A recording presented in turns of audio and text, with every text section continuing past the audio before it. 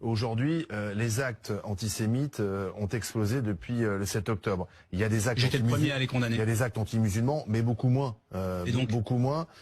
Donc, est-ce qu'il faut se concentrer sur les actes musulmans ou est-ce qu'au contraire, il faut mettre en avant les actes antisémites? Ou est-ce qu'il faut condamner les deux? Mais regardez la journée d'hier à Saint-Ouen.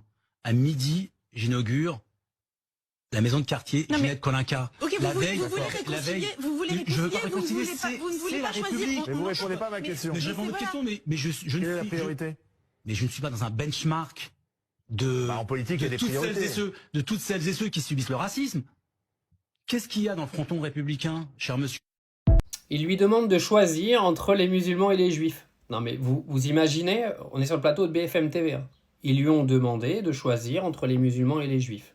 Donc en fait, vous avez aujourd'hui des journalistes qui viennent avouer sur un passage là d'une petite minute que la ligne éditoriale, c'est de choisir entre les musulmans et les juifs pour savoir lequel va faire le plus d'audimat. Ah, il te l'a dit là, il te l'a dit direct. En fait, eux ils vont pas dans le sens du bien du pays, quand ils viennent vous faire des dénonciations en mode il s'est passé ci, il s'est passé ça, c'est dans leur propre intérêt éditorialiste et dans leur propre intérêt d'audience. Vaut mieux parler des arabes parce que ça fait plus d'audience ou vaut mieux parler des juifs parce que ça fait plus d'audience? Non, en fait, c'est pas compliqué. Quand tu es une personnalité politique, normalement tu veilles à la sécurité de ta population, qu'elle soit juive, qu'elle soit chrétienne, qu'elle soit athée ou qu'elle soit musulmane. Tu vas pas aller choisir normalement qui c'est que tu protèges. BFM TV t'a demandé si tu préférais les juifs ou les arabes.